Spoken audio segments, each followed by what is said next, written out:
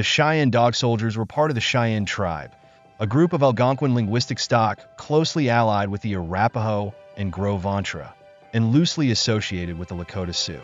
Among the prominent Plains tribes, the Cheyenne primarily lived and hunted on the hills and prairies along the Missouri and Red Rivers. Originally residing in the Great Lakes region of Minnesota and along the Missouri River, they lived in earth-covered log houses, farmed, and made pottery. However, during the late 1600s, they began migrating westward, likely due to competition and conflict with other Native American groups. By the early 19th century, under increasing pressure from the U.S. military and settlers, the Cheyenne, who had spread across areas from Montana to Oklahoma to Colorado, merged into a single tribe. Their tribal governance was traditionally organized into two key groups: the Council of 44, composed of elder chiefs managing daily governance, and various military societies responsible for discipline and military leadership. These military societies included the Fox Warrior Society, Elk Warrior Society, Shield Warrior Society, Bowstring Men, Country Warrior Society, and the Dog Soldiers, who emerged as the most powerful and militant. The Dog Soldiers traced their origins to mythical figures and medicine. Men with unique songs, rituals, and dress. By 1830, all the men of the Massacre Cheyenne Band joined the Dog Soldiers, making it the most prominent and aggressive of the Cheyenne warrior societies. At that point, they comprised about half of the tribe's men. The Dog Soldiers gained significant importance during the Native American resistance to U.S. expansionism in the 19th century. Alongside their military role, they also performed law enforcement duties within the tribe. The Cheyenne Dog Soldiers played a critical role in tribal life, particularly during the buffalo hunt, where they ensured adherence to rules and equitable access for all hunters. They prioritized the collective needs of the camp, preventing individual hunts until the community's requirements were met. Over time, the Dog Soldiers evolved into a formidable political force, especially as violent conflicts between Native Americans and settlers intensified. They staunchly opposed westward expansion and resisted signing treaties with the U.S. government, representing a hardline stance in defense of their territory. By 1840, the Dog Soldiers had gained such influence that Cheyenne chiefs entrusted them with the decision to make peace with the Kiowa, Comanche, and Apache after the disastrous Battle of 1838. The peace established by the Dog Soldiers has remained unbroken. However, the 1852 conflict with the Pawnee proved to be a significant setback for the Cheyenne. In its aftermath, those mourning lost relatives petitioned the Dog Soldiers to seek revenge. The Dog Soldiers launched a campaign, but were forced to retreat when the Pawnee were reinforced by Potawatomi fighters armed with firearms. The discovery of gold in the Rocky Mountains during the 1850s, which sparked the Pikes Peak Gold Rush, brought an influx of settlers into Cheyenne territory, exacerbating tensions. This period marked an escalation of challenges for the Dog Soldiers and the Cheyenne as a whole, as they faced increasing pressure from the U.S. government and settlers encroaching on their lands. The U.S. government increased pressure on tribal leaders to sign treaties that significantly reduced Native American territories, making room for settlers. The 1858 Pikes Peak Gold Rush further exacerbated tensions, displacing and angering the Cheyenne, Sioux, and Arapaho who inhabited these lands. In 1860, the Dog Soldiers firmly rejected a treaty proposed by the Commissioner of Indian Affairs at Bent's Fort on the Upper Arkansas River, declaring their refusal to settle on a reservation. Instead, they intensified their resistance, carrying out raids along the Platte River and successfully attacking wagon trains, mining camps, and stagecoach lines. This surge in activity coincided with the Civil War, when the number of federal troops in the area dwindled, leading to the Colorado War of 1863 to 1865. As violence between Native Americans and miners escalated, Colorado Territorial Governor John Evans dispatched Colonel John Chivington and a volunteer militia to suppress the resistance. In the spring of 1864, while the Civil War occupied the eastern states, Chivington initiated an aggressive campaign against the Cheyenne and their allies, indiscriminately attacking native villages and destroying settlements. In response, the Cheyenne, along with neighboring Arapaho, Sioux, Comanche, and Kiowa tribes, banded together and launched defensive attacks. Following a summer of sporadic raids and skirmishes, a faction of the Cheyenne and Arapaho signaled their willingness to negotiate peace. On September 28, 1864, Native representatives met with Evans and Chivington at camp well near Denver in an effort to resolve the hostilities. However, these peace overtures would not prevent further violence in the region. Although no formal treaties were signed, many Native Americans believed that camping near army posts would symbolize their willingness to declare peace and seek sanctuary.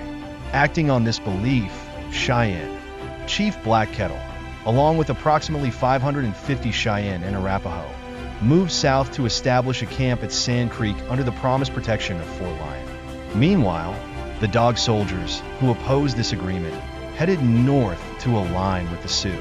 Despite the Cheyenne's surrender and efforts to demonstrate peace, Colonel John Chivington led 700 troops, many reportedly intoxicated, to Sand Creek. They surrounded the village with 4 howitzers.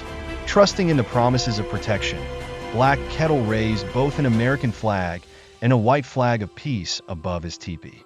However, Chivington, disregarding the clear symbols of peace and surrender, ordered an attack. Cannons and rifles unleashed devastation upon the camp as its inhabitants fled in terror. Soldiers mercilessly pursued and killed men, women, and children. Some warriors managed to fight back, creating a brief distraction that allowed a few to escape across the stream. Among the attackers, Silas Soule, a Massachusetts abolitionist, defied Chivington's orders and refused to allow his cavalry company to fire on the unarmed crowd. The massacre resulted in the deaths of approximately 150 Native Americans, the majority of whom were elderly men, women, and children. The attack at Sand Creek remains one of the darkest events in U.S. history, symbolizing betrayal and brutality against a peaceful community. The cavalry suffered minimal losses during the Sand Creek massacre, with only 9 or 10 men killed and about 3 dozen wounded.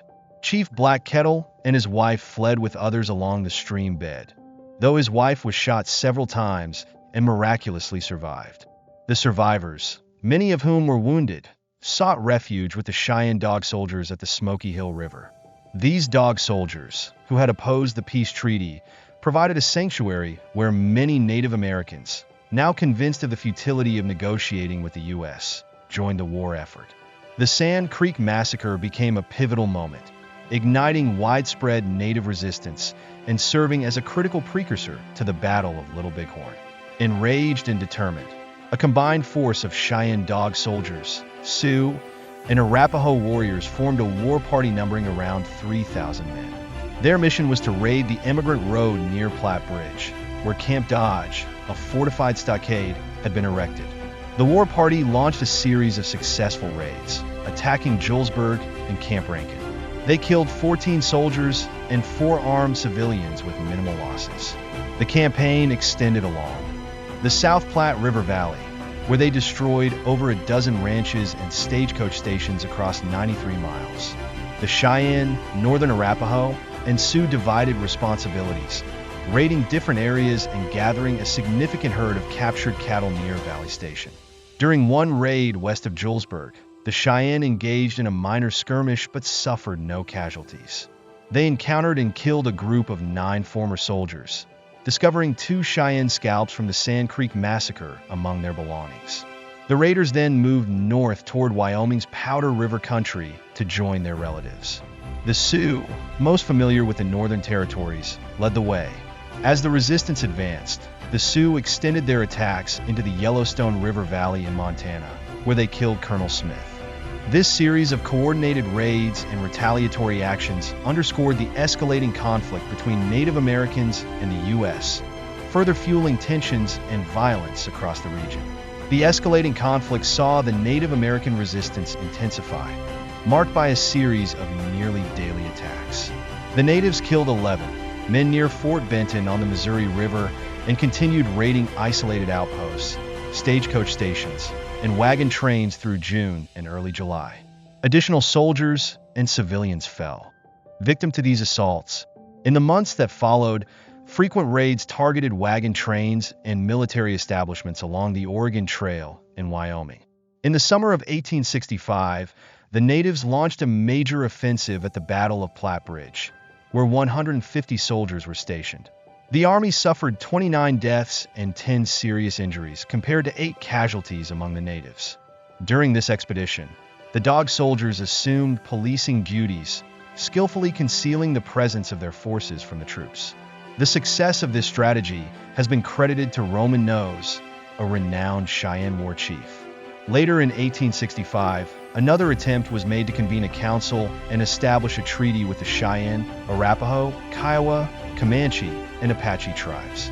The meeting along the Arkansas River resulted in reservations being designated in the southern region. While most of the Cheyenne accepted the treaty, the Dog soldiers adamantly refused to comply. Efforts to induce them to vacate lands they had never ceded to the government were met with resistance. When General Hancock launched a campaign against the Cheyenne, the Dog soldiers evaded capture with remarkable ease, abandoning their village only for it to be burned. Over the course of 4 months of active campaigning, Hancock's formidable force of 1,400 men, comprising cavalry, artillery, and infantry, succeeded in killing only 2 hostile natives. The resilience and strategic prowess of the Dog soldiers continued to frustrate U.S. military efforts, further solidifying their role as formidable defenders of native sovereignty. In the summer campaign on the Republican and Smoky Hill rivers, General George Custer was unable to subdue the Plains natives, leading to the Cheyennes' participation in the Medicine Lodge Treaty negotiations. However, the construction of Fort Reno, Fort Phil Kearny, and Fort Smith along the Powder River Road through the Cheyennes' remaining hunting grounds rendered the treaty meaningless. The destruction of the buffalo, essential to their livelihood, left the Cheyenne unable to accept these terms peacefully. In 1868, the Battle of Beecher Island became one of the most brutal clashes between the U.S. and the Plains natives. It occurred on the Arickaree River, part of the North Fork of the Republican River near present-day Ray, Colorado. For months, Cheyenne, Arapaho, and Sioux warriors had been attacking settlers and travelers in western Nebraska and Kansas, eluding soldiers sent to pursue them.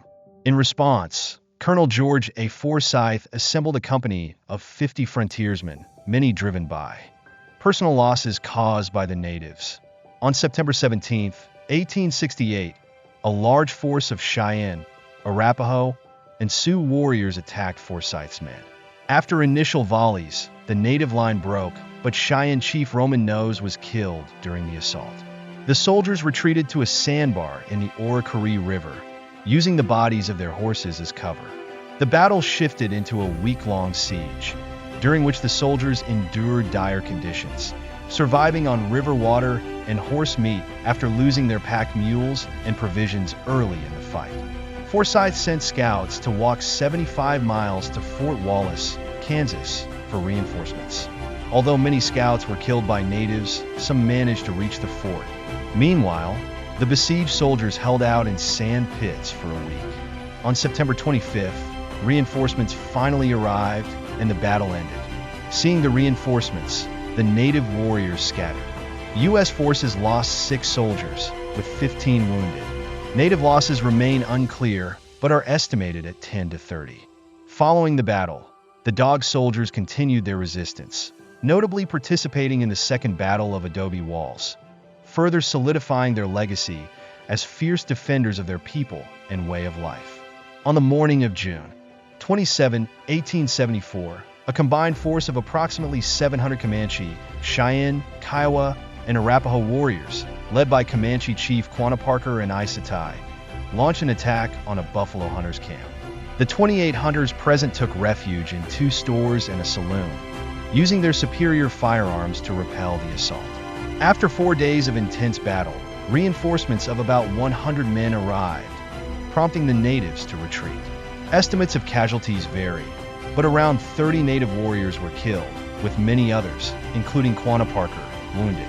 In 1876, many Dog soldiers fought at the Battle of Little Bighorn, where a coalition of Sioux, Cheyenne, and Arapaho warriors achieved a decisive victory against the U.S. Army. Under the leadership of war chiefs like Crazy Horse, Chief Gall, Brave Bear, American Horse, and Two Moons, and inspired by Sitting Bull's visions, the native forces overwhelmed Custer's troops. However, The victory was short-lived, as the U.S. launched a relentless winter campaign of retaliation. Following Little Bighorn, Dull Knife, a Cheyenne war chief, and his people camped near the Powder River headwaters in Wyoming. In November 1876, General Ronald Mackenzie's expeditionary force discovered and attacked the village, inflicting heavy losses on Dull Knife's people. The Cheyenne were ultimately forced to abandon their lands. It is believed that Dog soldiers were present during the attack on Dull Knife's village, as the Army's aggressive campaign pushed the Cheyenne toward surrender. The U.S. government relocated the Northern Cheyenne to Indian Territory, present-day Oklahoma, in an effort to consolidate the entire tribe onto a single reservation, marking another chapter in the forced displacement and systematic dismantling of Native American autonomy. The harsh climate of Oklahoma proved devastating for the Northern Cheyenne, who were accustomed to Montana's cooler conditions.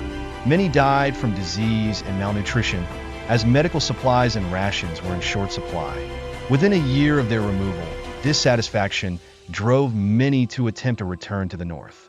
Among those determined to fight their way back was Tangle Hare, head chief of the Dog soldiers, though the primary leader of the expedition was Little Wolf. Tangle Hare and several Dog soldiers eventually split from the main group and joined Dull Knife. Fleeing the reservation, the Cheyenne moved northward into Kansas. On September 17, 1878, they attacked cattle camps south of Fort Dodge, killing several settlers and driving off cattle. On September 27th, Colonel Lewis and his troops advanced on the tribe from the southwest. The Cheyenne resisted the soldiers, wounding Lieutenant Colonel William H. Lewis in the thigh during the skirmish. The army retreated, and Lewis succumbed to his wounds the following day. On September 30th, the Cheyenne reached Decatur County near Oberlin, Kansas, where local volunteers rallied to defend the area. A company of these volunteers clashed with the Cheyenne in a running fight spanning several miles. The encounter left one Cheyenne dead and several wounded, while 17 volunteers lost their lives. After these skirmishes, the Cheyenne decided to split their group at Running Water. Dull Knife and his band headed toward the Red Cloud Agency, surrendering near Fort Robinson. This marked the end of their arduous journey and a significant chapter in the Cheyenne's resistance against forced relocation and harsh living conditions. The Northern Cheyenne who surrendered near Fort Robinson faced harsh treatment. Imprisoned and ordered to return south, they refused and were subjected to starvation for 8 days. Eventually, they staged a daring escape on a moonlit night, attempting to flee across the snow. A violent confrontation ensued, resulting in the deaths of more than a third of their number, including men, women, and children. Among those killed was Tangle Hare, the chief of the Dog soldiers. After complex negotiations, Dull Knife and the remaining survivors were relocated to the Pine Ridge Agency in South Dakota. Later, they were assigned to a reservation in the Rosebud Valley, where Dull Knife lived until his death in 1883.